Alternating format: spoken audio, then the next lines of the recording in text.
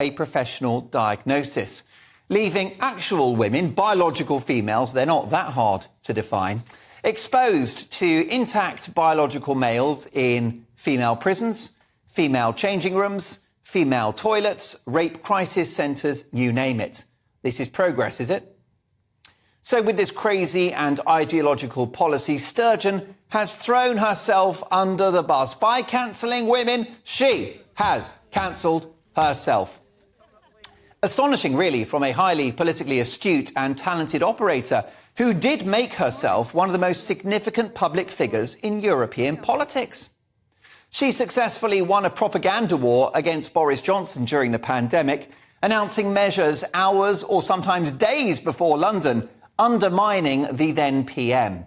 She's achieved extraordinary electoral success, having turned Scotland into an effective one-party state, partly off the back of the abject failure of the Tories and Labour north of the border. But now she's out. And what's she got to show for it? Eye-watering levels of drug deaths, a shocking attainment gap in education that she promised to fix and asked to be judged on, and a Scottish NHS which is billions in the red. Public health in Scotland is atrocious, and it's not deep-fried Mars bars to blame. It's Nicola Sturgeon's policies, because she was in charge. It all happened on her watch. It's interesting, if she hadn't allowed the woke capture of her party, she could look forward to another decade of political dominance. But the woke shit took her down, as it always will.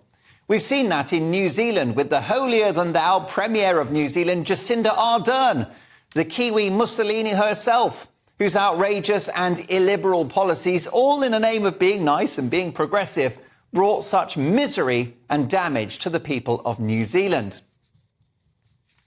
During the pandemic, New Zealand was not a free, rational Western democracy. It was a totalitarian hell in which the hashtag #BeKind superstar Ardern spoke proudly of creating vaccine apartheid with a two-tier society for those jabbed and those not. She also, at one point, at the height of her megalomania, announced that the government was the only source of information. Well, I'm delighted to say that the Kiwi Mussolini has gone. There's a pattern emerging, isn't there? You can see that. Sturgeon, in my view, wasn't much better, and the SNP's COVID response was stricter than England's, for example, with Johnson leading England out of COVID measures in July 2021, whilst Scotland maintained hellish mask mandates and other COVID regulations.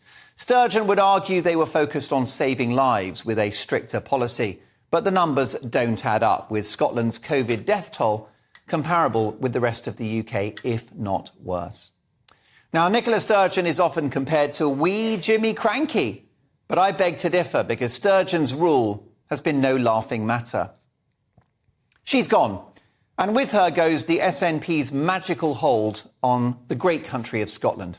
With her goes an appalling assault on women's rights via the Gender ID Bill. And with her goes the dream of independence, at least for now. Woke warriors, be warned.